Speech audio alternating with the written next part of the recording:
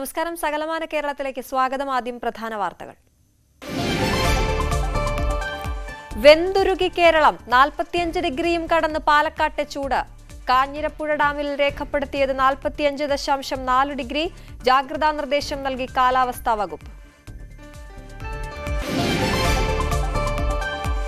ഉത്സവം കണ്ടു മടങ്ങിയ 2 വിദ്യാർത്ഥികൾ ട്രെയിൻ തട്ടി മരിച്ചു. ദാരുണ സംഭവം കോട്ടയം വെള്ളൂരിൽ. മരിച്ചത് മംഗളം കോളേജിലെ വിദ്യാർത്ഥികൾ.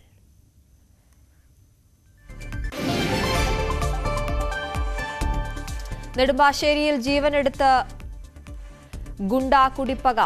കൊല്ലപ്പെട്ടത് നിരവധി കേസുകളിൽ പ്രതിയായ വിനു വിക്രമൻ. കൊലപാതകം ബാറിൽ നിന്നും കൂട്ടിക്കൊണ്ടുപോയ ശേഷം ഒരാൾ കസ്റ്റഡിയിൽ.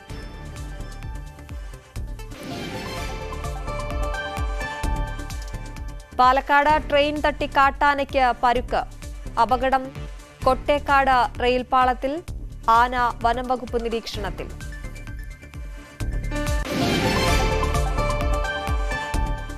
ചെറിയ പെരുന്നാൾ ആഘോഷിച്ച വിശ്വാസികൾ. പള്ളികളിലും ഈദ്ഗാഹുകളിലും പെരുന്നാൾ നമസ്കാരം. മതസൗഹാർദ്ദത്തിന്റെ വേദി ഒരുക്കി മഞ്ചേരി CSI പള്ളി. ഈദ് നമസ്കാരത്തിന് പള്ളിമുറ്റം തുറന്നുകൊടുത്തു. വിശദമായ വാർത്തയിലേക്ക്. കോട്ടയം വെള്ളൂരിൽ ട്രെയിൻ തട്ടി 2 വിദ്യാർത്ഥികൾ മരിച്ചു. വെള്ളൂർ മൂത്തേടത്ത് വൈഷ്ണവ് മോഹനൻ, കോട്ടപ്പുറം മൂലേടത്ത് ജിഷ്ണു വേണുഗോപാൽ എന്നിവരാണ് മരിച്ചത്. ഉത്സവം കണ്ട് മടങ്ങും വഴി എതിരെ ട്രെയിൻ വരുന്നത് കണ്ട് തൊട്ടടുത്ത ട്രാക്കിലേക്ക് മാറിയപ്പോൾ പിന്നിൽ നിന്നും വന്ന ട്രെയിൻ ഇടിച്ചാണ് അപകടമുണ്ടായത്. കോട്ടയം മംഗളം കോളേജിലെ BBA വിദ്യാർത്ഥികളാണ് മരിച്ച ഇരുവരും.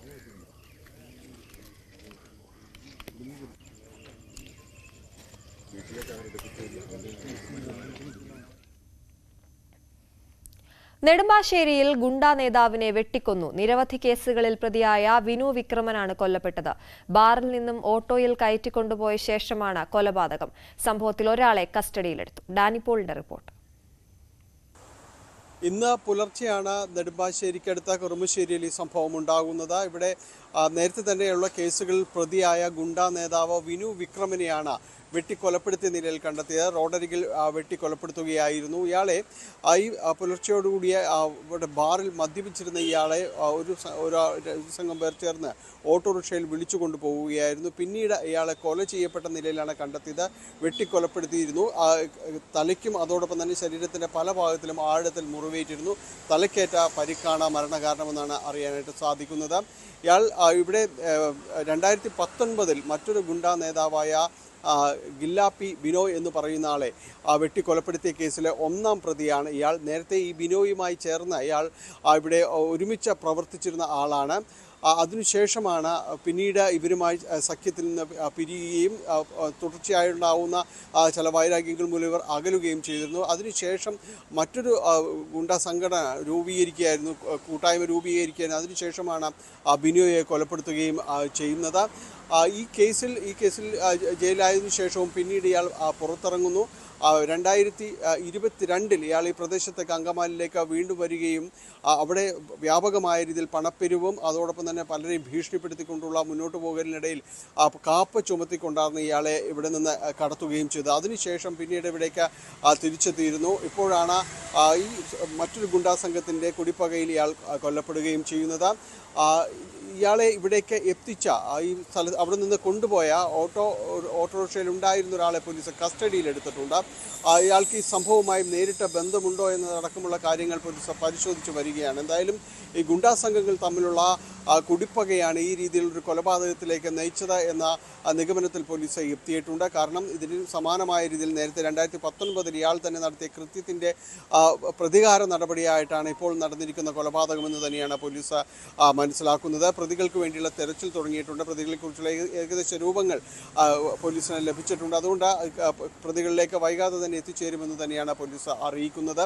അതേസമയം തന്നെ ഒരിടവേളയ്ക്ക് ശേഷം വീണ്ടും അങ്കമാലിയിൽ ഈ ഗുണ്ടാ സംഘങ്ങൾ സജീവമാകുകയാണ് എന്ന് ആളുകൾ ഭീതി സൃഷ്ടിക്കുന്നുണ്ട്. കാരണം നേരത്തെയും ഇവരുടെ കുടിപ്പക വലിയ രീതിയിൽ തന്നെ ഈ പ്രദേശത്ത് ഭീകരാന്തരീക്ഷം സൃഷ്ടിച്ചിരുന്നു. പലപ്പോഴും തെരുവിൽ ഏറ്റുമുട്ടുന്നത് അടക്കമുള്ള കാര്യങ്ങൾ ഇവിടെ ഉണ്ടായിരുന്നു. മയക്കുമരുന്നിൻ്റെ ഉപയോഗവും മറ്റും ഇവർക്ക് തൊഴിലാളികൾക്കിടയിൽ സജീവമായിരുന്നു. പലരും ഇതിൻ്റെ ഒരു വിതരണക്കാരായിരുന്നു.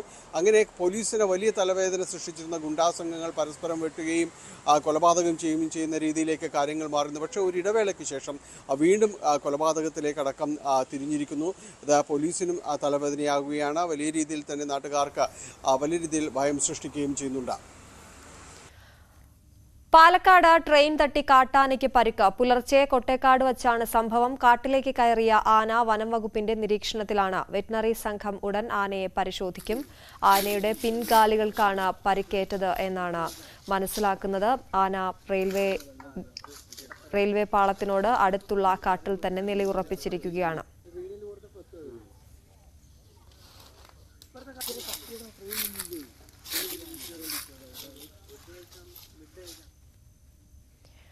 കോഴിക്കോട് നാദാപുരം മുടവന്തേരിയിൽ പടക്കശേഖരത്തിന് തീപിടിച്ച് ജീപ്പ് കത്തി നശിച്ചു. റോഡിൽ പടക്കം പൊട്ടിക്കുന്നതിനിടെയാണ് അപകടമുണ്ടായത്. ജീപ്പിൽ സൂക്ഷിച്ചിരുന്ന പടക്കശേഖരത്തിനാണ് തീപിടിച്ചത്. സ്ഫോടനത്തിൽ ജീപ്പ് പൂർണ്ണമായും കത്തി നശിച്ചു. പുലർച്ചെ 1:30 മണിയോടെയായിരുന്നു അപകടം.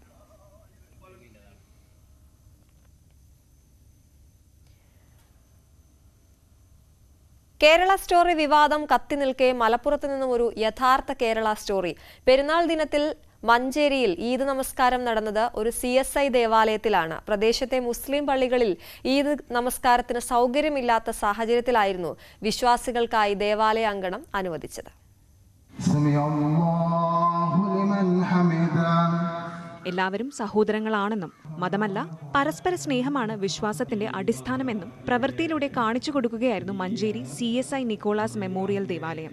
മുസ്ലിം പള്ളികളിലെ സ്ഥലപരിമിതി മനസ്സിലാക്കി വിശ്വാസികൾക്കായി ഈദ് നമസ്കാരത്തിന് ദേവാലയം തുറന്നുകൊടുക്കുകയായിരുന്നു. മതങ്ങളും പരസ്പരം വെറുപ്പോടെയും വൈരാഗ്യത്തോടെ ഭീതിയോടെ സംശയത്തോടൊക്കെ നോക്കുന്ന കാലഘട്ടമാണല്ലോ ഇത്. അപ്പോൾ വെറുപ്പുകൾ ഉണ്ടാക്കുന്ന ഫാക്ടറി എന്ന് പറഞ്ഞ മാതിരി വെറുപ്പിൻ്റെ കടകളുള്ള സമയത്ത് നമ്മൾ ഇങ്ങനെയുള്ള അവസരങ്ങൾ ഏറ്റവും കൂടുതൽ പരസ്പര സ്നേഹത്തിൽ യോജിച്ചുകൊണ്ട് പോകാനായിട്ട് നമ്മൾ ശ്രമിക്കണം. അതിനുള്ള കാലഘട്ടമാണിത്. ചെറിയ പെരുന്നാൾ ദിനം പ്രാർത്ഥനകൾക്ക് സൗകര്യം നൽകിയതിന് വിശ്വാസി സമൂഹത്തിനും പറയാൻ നന്ദി വാക്കുകൾ ഏറെ. മതേതര മനസ്സുകളെ ഛിന്നഭിന്നമാക്കാനുള്ള ആസൂത്രിതമായ പ്രവർത്തനങ്ങൾ കഴിഞ്ഞ ചില പതിറ്റാണ്ടുകളിൽ ആവർത്തിക്കുകയാണ്. അത്തരം ദുശക്തികളുടെ പരിശ്രമങ്ങൾക്കുള്ള ഏറ്റവും മാന്യവും സുന്ദരവുമായ ഒരു മറുപടിയാണ് യഥാർത്ഥത്തിൽ ഇത്തരത്തിലുള്ള മതേതര ഇടങ്ങൾ. തീർച്ചയായും നമ്മുടെ നാടിൻ്റെ മുക്കുമൂലകളിൽ ഇതുപോലെയുള്ള മതേതരത്വത്തിൻ്റെ, മതനിരപേക്ഷതയുടെ, മനുഷ്യസ്നേഹത്തിൻ്റെ ഉന്നതമായ കാഴ്ചകൾ ഇനിയുള്ള ദിനങ്ങളിൽ തീർച്ചയായും ഉണ്ടാവണം.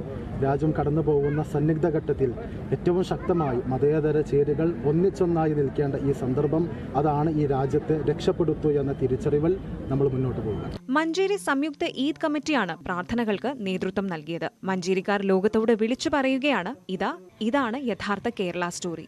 ന്യൂസ് 18 മലപ്പുറം. വരാലുകളെ വളർത്തി ലാഭം കൊയ്യുകയാണ് എറണാകുളം ഞായപ്പള്ളി സ്വദേശി രാമകൃഷ്ണൻ. മത്സ്യകൃഷിക്ക് പുറമെ വിവിധ ഫലവൃക്ഷങ്ങൾ, പച്ചക്കറികൾ എന്നിവയും രാമകൃഷ്ണൻ കൃഷി ചെയ്യുന്നുണ്ട്.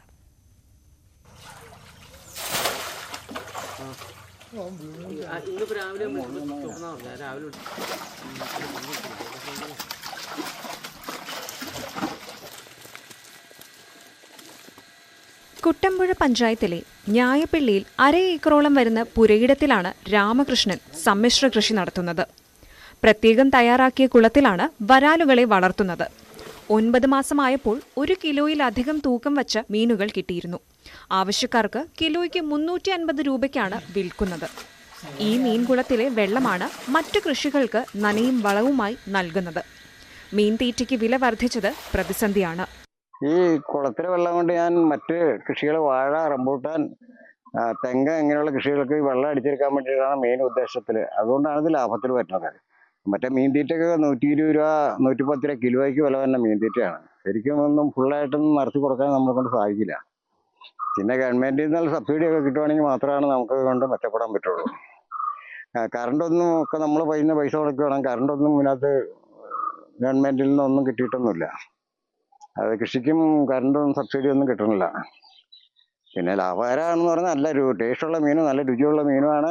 ആർക്കും ഉപയോഗിക്കാൻ അത് ജൈവ മീനാണ്. യാതൊരു ഇതും ഇതിനകത്തില്ല ദോഷങ്ങൾ. ജൈവ രീതിയിലാണ് കൃഷി. വരാലിനു പുറമെ തെങ്ങ്, വാഴ, റംബൂട്ടാൻ തുടങ്ങിയവയാണ് മറ്റു കൃഷി. സർക്കാർ സഹായം ലഭ്യമായാൽ ചെറുകിട കർഷകർക്ക് ആശ്വാസമാകുമെന്നും രാമകൃഷ്ണൻ പറയുന്നു. ഉദ്ഘാടനം കഴിഞ്ഞ് 4 കൊല്ലമായിട്ടും പട്ടാമ്പി ഗവൺമെന്റ് താലൂക്ക് ആശുപത്രിയിലെ പുതിയ മോർച്ചറി കെട്ടിടം അടഞ്ഞുകിടക്കുകയാണ്. ലക്ഷങ്ങൾ ചെലവിട്ട് ആധുനിക സൗകര്യങ്ങളോടെ നിർമ്മിച്ച മോർച്ചറി കെട്ടിടമാണ് അധികൃതരുടെ അനാസ്ഥയിൽ കാട് കയറി നശിക്കുന്നത്.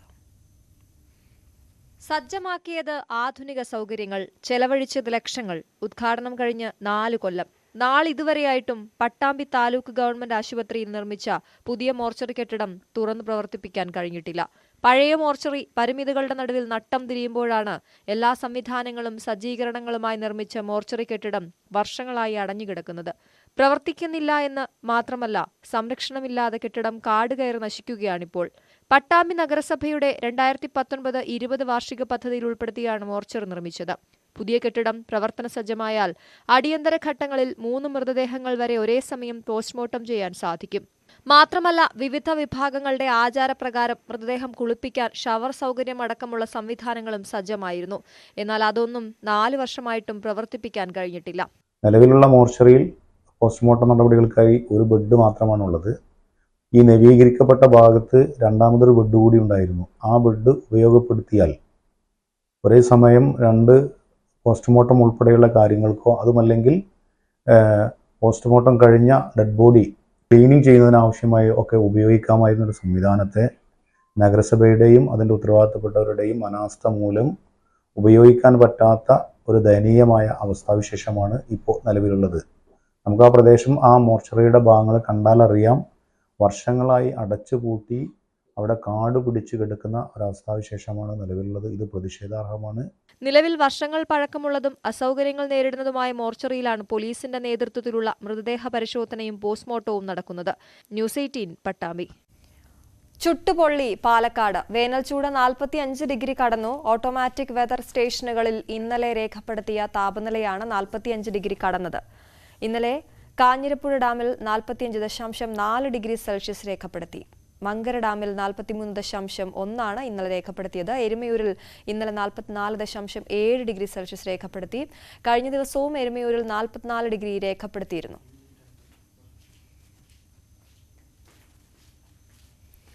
തൃശൂർ മലപ്പുറം ജില്ലാ അതിർത്തിയിലെ ഒതളൂർ ബണ്ട്, കടവല്ലൂർ പാടങ്ങളിലെ 500 ഏക്കറിലധികം നെൽകൃഷി വെള്ളമില്ലാതെ ഉണങ്ങി നശിക്കുന്നു. 2 കോടിയിലധികം രൂപയുടെ നാശനഷ്ടമാണ് ഈ മേഖലയിൽ കർഷകർക്കുണ്ടായിട്ടുള്ളത്. തുലാം വൃശ്ചിക മാസങ്ങളിൽ പെയ്ത മഴ മൂലം കൃഷി 1 മാസം വൈകി നടത്തിയതാണ് കൃഷിനാശത്തിന് ഇടയാക്കിയത്. 40 വർഷമായി തരിശു കിടന്നിരുന്ന കടവല്ലൂർ പാടത്ത് 3 വർഷം മുമ്പാണ് കൃഷി ഇറക്കി തുടങ്ങിയത്. ഈ 3 വർഷവും ഇവിടെ കൃഷി നഷ്ടത്തിലായെന്ന് കർഷകർ പറയുന്നു. ഇവിടെ നമുക്ക് തുലാമാസം ഫസ്റ്റിൽ കൃഷി ചെയ്തെങ്കിലേ വിജയിക്കുള്ളൂ. അതിന് വേണ്ടുന്ന വെള്ളം വറ്റിക്കാനുള്ള വലിയ പമ്പുകളുടെ സൗകര്യക്കുറവുകൊണ്ടാണ് നമുക്ക് ഈ ഗതികേട് സംഭവിച്ചത്.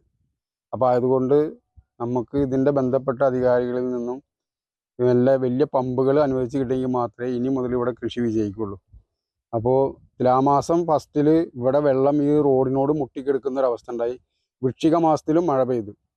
ഈ തുലാമാസം വൃശ്ചികത്തിൽ മഴ പെയ്തിട്ട് വൃശ്ചികം ലാസ്റ്റാണ് ഇവിടെ ചെറിയ പമ്പുകൾ വറ്റിച്ചിട്ടാണ് കൃഷി ഇറക്കിയത്. അതുകൊണ്ടാണ് നമുക്കിവിടെ കൃഷി ചെയ്യാൻ പറ്റാത്തത്. അപ്പോൾ നമുക്ക് തുലാമാസത്തിൽ തന്നെ ഇവിടെ വെള്ളം ഫുള്ള് കിടക്കുന്ന ടൈമിൽ വലിയ പമ്പുകൾ വെച്ചിട്ട്, സബ്മേഴ്സിബിൾ പമ്പോ അല്ലെങ്കിൽ പെട്ടിമറകൾ വെച്ചിട്ട് വെള്ളം വറ്റിച്ച് തുലാമാസത്തിൽ തന്നെ കൃഷി ഇറക്കിയെങ്കിൽ മാത്രമാണ് നമുക്ക് ഇവിടുത്തെ കൃഷി വിജയിച്ച് മുന്നോട്ട് പോകാൻ പറ്റുള്ളൂ. കടുത്ത വേനലിൽ പക്ഷികൾക്ക് കുടിവെള്ളവുമായി ഗുരുവായൂർ ദേവസ്വം. ക്ഷേത്രത്തിലും നടപ്പുരകളിലും ആനക്കോട്ടയിലും ദേവസ്വം ക്വാർട്ടേഴ്സുകളിലുമാണ് പക്ഷികൾക്കും മറ്റ് ജീവികൾക്കുമായി ദാഹജലം ഒരുക്കുന്നത്.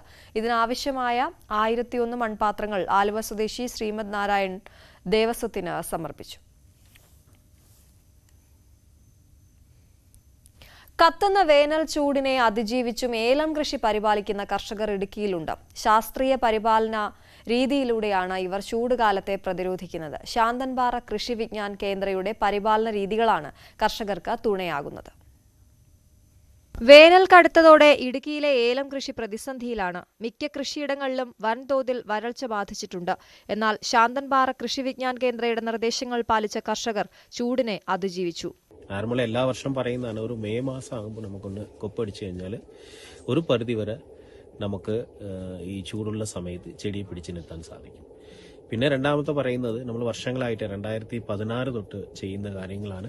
മെത്തലോ ബാക്ടീരിയ എന്ന് പറയുന്നത്, അത് പിങ്ക് പിഗ്മെന്റഡ് ഫാഗിലിറ്റേറ്റീവ് മെത്തലോട്രോപ്സ് എന്ന് പറയുന്ന ആ മിത്ര ബാക്ടീരിയ ഒരു 2 അല്ലെങ്കിൽ ഒരു 3 സ്പ്രേയെങ്കിലും ഈ ചൂടുള്ള സമയത്ത് ഒരു 30 ദിവസം ഗ്യാപ്പിൽ സ്പ്രേ ചെയ്ത് കൊടുത്തു കഴിഞ്ഞാൽ നമുക്ക് ഒരു 60-70% വരെ ചെടീനെ പിടിച്ചു നിർത്താൻ സാധിക്കും. കൃത്യമായ ഏലം പരിപാലനം സംബന്ധിച്ച് ഡോക്ടർ സുധാകർ വീഡിയോകൾ പങ്കുവയ്ക്കും. ഇത് പ്രകാരമാണ് കർഷകർ കൃഷി പരിപാലിക്കുന്നത്. രാജകുമാരി ബി ഡിവിഷനിലെ സാബു മാത്യുവിന്റെ തോട്ടം ഇതിനുദാഹരണമാണ്. പൊതയിടിയില്ല, ഷെയ്ഡടിയില്ല, അങ്ങനെയുള്ള കാര്യങ്ങളാണ് നമ്മൾ ചെയ്യുന്നത്. പിന്നെ നമ്മൾ തൂമ്പാപ്പണി അങ്ങനെയുള്ള പരിപാടിയില്ല, എല്ലാം കൈകൊണ്ട് തന്നെയുള്ള പണികളാണ് കൂടുതൽ നമ്മൾ ചെയ്തു പോകുന്നത്. പിന്നെ സമയാസമയത്ത് മരുന്ന്, അതിൻ്റെ ഡോസും കുറച്ചാണ് ചെയ്തു പോകുന്നത്. പിന്നെ മരുന്നൊക്കെ നമുക്ക് തരുന്നത് മരുന്നാണേലും ആ ഗ്രീൻ ഹാർട്ടിൽ നിന്ന് അവർ വരുന്നുണ്ട്, അവർ ബിബിൻ കൊണ്ടത് മരുന്ന് തരുന്നുണ്ട്. അത് 200 കൊടുക്കേണ്ടടുത്ത് ഞാൻ 150 മരുന്നേ കൊടുക്കാറുള്ളൂ. അവർ പറഞ്ഞാലും 150 മരുന്നാണ് കൊടുക്കുന്നത്. ഞാൻ പിന്നെ കുട്ടികളെ നോക്കുന്ന അതേ ലാഭത്തോടെ ഈ തോട്ടം നോക്കുന്നു. വരൾച്ചയിലെ പ്രതിരോധം മാത്രമല്ല, ശാസ്ത്രീയ പരിപാലനം മികച്ച നേട്ടവും നൽകുമെന്നാണ് കർഷകർ പറയുന്നത്. ന്യൂസ് 18 ഇടുക്കി. ഇടവേള.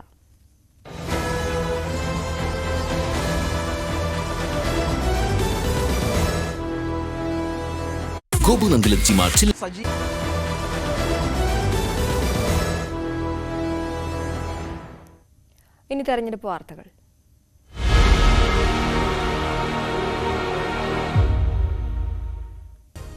Political Grand Finale, co-presented by Berger Paints, 100 years of trust, powered by ICL FinCorp.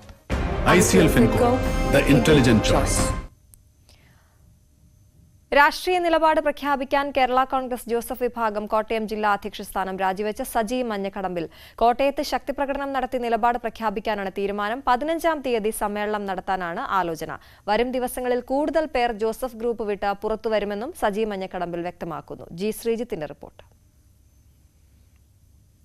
Saji Manjakkadambil തന്റെ രാഷ്ട്രീയ നീക്കം ഇനി എന്ന് വ്യക്തമാക്കുന്നതിന് വേണ്ടി കൂടിയാണ് യോഗം വിളിക്കുന്നത്.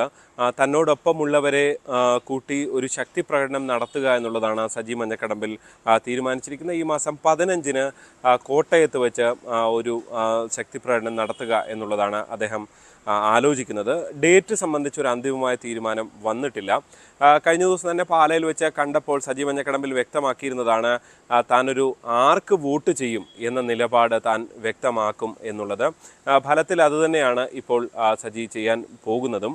എന്തായാലും ഒരു UDF അനുകൂല രാഷ്ട്രീയമായിരിക്കില്ല സജി പറയുക എന്ന് ഏതാണ്ട് വ്യക്തമാണ്. UDFിനോട് പ്രശ്നമില്ല, UDFിലെ ഘടകകക്ഷികളോട് പ്രശ്നമില്ല എന്ന് പറയുമ്പോൾ പോലും മോൻസ് വിരുദ്ധ വികാരം അത് ചൂണ്ടിക്കാണിച്ചുകൊണ്ട് അതിൽ തന്നെ UDF തന്നെ പരിഗണിച്ചില്ല എന്നൊക്കെ പറഞ്ഞുകൊണ്ട് ഒരുപക്ഷെ LDF എന്ന നിലപാട് പറയാനായിരിക്കും സാധ്യത. എന്തായാലും നിലവിലൊരു പാർട്ടി പ്രവേശനം എന്ന നിലയിലേക്ക് സജി എത്തുന്നില്ല. തെരഞ്ഞെടുപ്പ് കഴിയുന്നത് വരെ ഒരു പാർട്ടി പ്രവേശനം എന്ന നിലയിലേക്ക് എത്തുന്നില്ല എന്നാണ് സജിയുമായി ബന്ധപ്പെട്ടവർ പറയുന്നത്.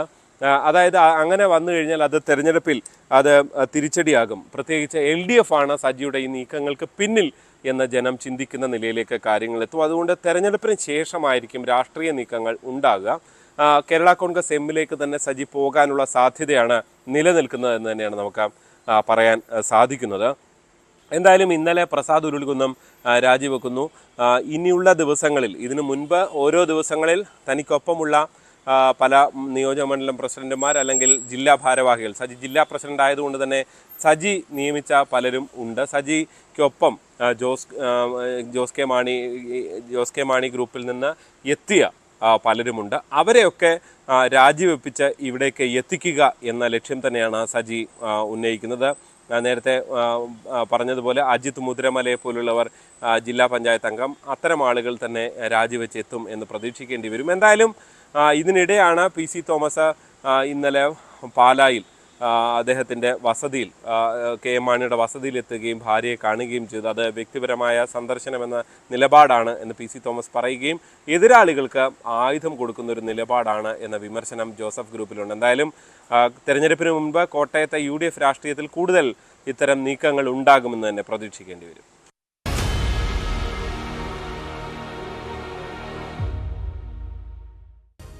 Political Grand Finale. Co-presented by Berger Paints. 100 Years of Trust.